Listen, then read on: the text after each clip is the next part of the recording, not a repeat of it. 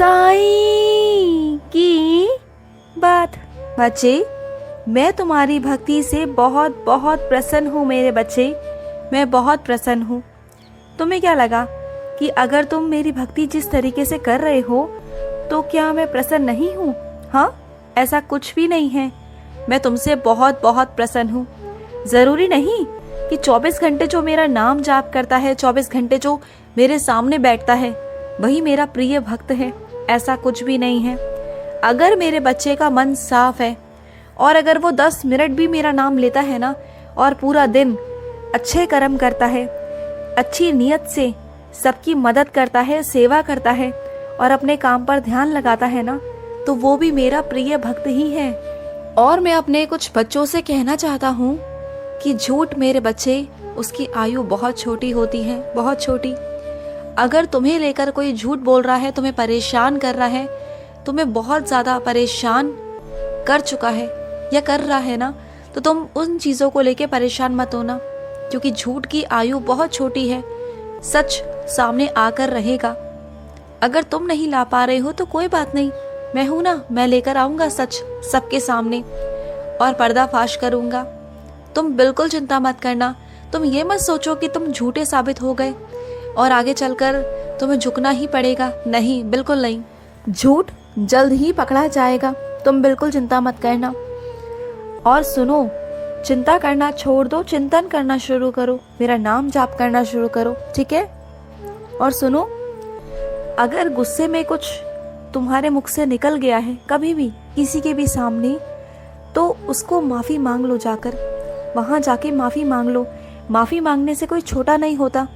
अगर तुमने गुस्से में कुछ कह दिया है, गुस्से में कुछ ना कुछ निकल जाता है, तुम इंसान हो और इंसानों से निकल जाता है मेरे बच्चे, तो कोई बात नहीं।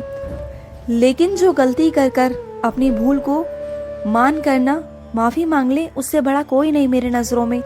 तो जाओ और जाकर माफ़ी मांग लो मेरे बच्चे, ठीक है? और सुनो, जिस मंदिर में तुम जाते थे पहले और वहाँ से तुम्हारी बहुत सारी मुरादें पूरी हुई हैं, बहुत सारी मनोकामनाएं पूरी हुई हैं, वहाँ तुम नहीं जा रहे हो और वहीं से तुम्हें बुलावा आ रहा है, तो जाओ मेरे बच्चे, जाओ। उस मंदिर से तुम्हें बुलावा है और वहाँ तुम्हें बुला रहे हैं वो। जाओ, वहाँ तुम्हारी एक नई और मनोकामना पूरी होगी। उस दरबार से, उस दर से तुम्हें वो मिल जाएगा जिस चीज़ के लिए तुम अभी परेशान हो ना, तुम्हें वहाँ से वो मिलेगा, ठीक है? और सुनो, मेरे एक बच्चे ने मुझसे पूछा था कि साईं सचरित्र पढ़ते समय क्या मैं दीपक जलाऊं, क्या ज़रूरी है? तो सुनो मेरे बच्चे, दीपक जलाना ना जलाना तुम्हारी मर्जी है। वैसे मुझे दीपक बहुत पसंद है, लेकिन अगर तुम्हारी सामर्थ्य नहीं है कि तुम मेरे आगे दीपक जला सको, तुम्हारे पास तेल नहीं है, तुम्हारे पास बाती नहीं, तुम्हारे पास दीपक नहीं, तो मैं नहीं कहूँगा कि तुम दीपक जलाओ, लेकिन मन का दीपक तो जला सकते हो ना। मन का दीपक जलाओ और साईं सचरित्र जी पढ़ो, फिर देखो मैं तुम्हें उतना ही आशीर्वाद दूंगा जितना कि मेरे बच्चे दिया जला कर लेते हैं। ऐसा नहीं है, अपने मन में इन विचारों को मत लाया करो। मैं बस प्रेम का भूखा हूँ, प्यार का भूखा हूँ, भाव का भूखा हूँ, और कुछ नहीं चाहिए मुझे तुमसे। समझ आया तुम्हें? और सुनो, मैं अपने कुछ बच्चों से कहना चाहता हूँ कि वो अपने काम को लेकर बहुत परेशान हैं। उन्हें समझ नहीं आता कि पूरा दिन उन्हें छोटा लगता है। वो सोचते हैं कि पूरे दिन में उनका काम नहीं हो पाता। काम बहुत सारे होते हैं लेकिन समय बहुत कम होता है। तो सुनो, दिन रात का फेर है मेरे बच्चे, लेकिन समय का नहीं। समय में उतने ही घंटे हैं जितने घंटे गर्मियों में होते हैं, उतने ही घंटे आज भी हैं। बस बात है तुम्हें संभालने की, तुम्हें चीज़ों को एक नियंत्रण में करने की। अपने ज्ञान इंद्रियों पर थोड़ा सा काबू करो। इधर उधर बैठने से अच्छा, बातें करने से अच्छा अपने काम पर ध्यान लगाओ और अपने समय को ना उपयोग करना सीखो। 5-5 मिनट भी, 1-1 सेकंड भी तुम उसका उपयोग करोगे ना, तो मैं तुमसे कहता हूँ कि तुम्हारा कोई भी काम नहीं रुकेगा। सुबह सबसे पहले उठकर सूची बनाओ और हो सके तो जल्दी उठने की आदत डालो। सुबह उठो 4 या 5 बजे। सुबह उठो ब्रह्म मुहूर्त में, स्नान कर कर मेरा नाम जाप करो, मेरा नाम जाप करो, साईं सचरित्र जी पढ़ो, पूजा करो।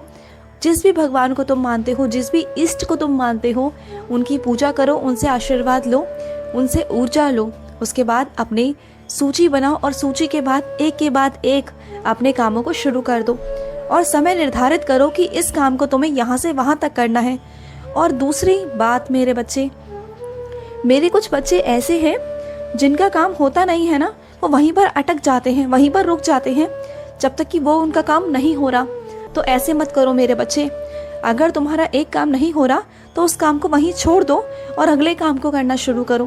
क्या पता अगले काम के बाद वो पहले वाला काम तुम्हें समझ आ जाए। क्योंकि अगर तुम पहले ही काम में अटक जाओगे, अपना समय व्यर्थ करोगे, तो ना तुम्हारा पहला काम हो पाएगा, ना तुम्हारा दूसरा तीसरा काम हो पाएगा। तो जो चीज़ समझ में नहीं आ रही उसे कुछ देर के लिए छोड़ दो। क्योंकि कभी कभी हमारा दिमाग नहीं चलता, कभी कभी बहुत छोटी छोटी चीज़ें हमें समझ नहीं आ रही होती और समय खराब होता है। और यही वजह है तुम्हारे काम की भी मेरे बच्चे। एक ये कारण भी है कि तुम बहुत सारे कामों को नहीं कर पाते हो, क्योंकि तुम एक ही चीज़ में अटक जाते हो। समझ रहे हो? और सुनो, तुमने जो गाजर का हलवा बनाया था ना, वो तुम्हारे घर में जो कान्हा जी है ना, लल्ला, उन्हें भी खिलाओ। उनका भी बहुत मन है कि वो तुम्हारे हाथ से गाजर का हलवा खाएं, है ना? उनका भी बहुत मन है, तो उन्हें भी ज़रूर खिलाना। तुम्हारे कान्हा में भी मैं वास करता हूँ। तुम्हें क्या लगता है कि मैं सिर्फ साईं के रूप में हूँ? नहीं, मैं हर रूप में हूँ। मेरा कोई रूप नहीं, जिस रूप में तुम मुझे देखोगे मैं उसी रूप में हूँ मेरे बच्चे।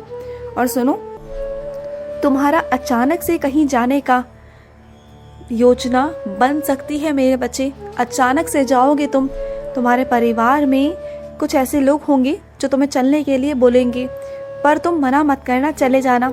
मुझे मालूम है कि तुम्हारे बहुत सारे काम हैं, काम होते रहेंगे, लेकिन तुम जाने की मना बिल्कुल भी मत करना। समझ आया?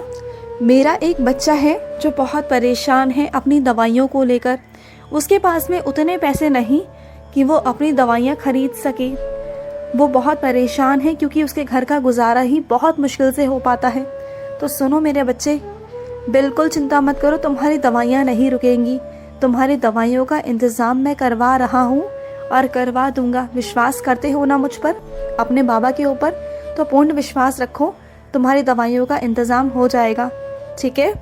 और सुनो, ढक कर बाहर जाया करो, यूं ऐसे ही बाहर मत निकल के जाया करो। तुम ऐसे ही निकल जाते हो, पता है ना बाहर कितनी ठंडी हवा चल रही है। हाँ, ऐसे ही निकल जाते हो, फिर तुम्हें उल्टियाँ भी होती हैं, परेशान होते हो, तबीयत खराब होती है और तुम्हारे सारे काम भी रुकते हैं, है ना? तो बात माना करो मेरे बच्चे, ढक कर जाया करो। अगर कोई तुम्हें आवाज़ भी लगा रहा है, बुला भी रहा है, तो भागकर मत जाओ, जल्दबाजी में मत जाओ।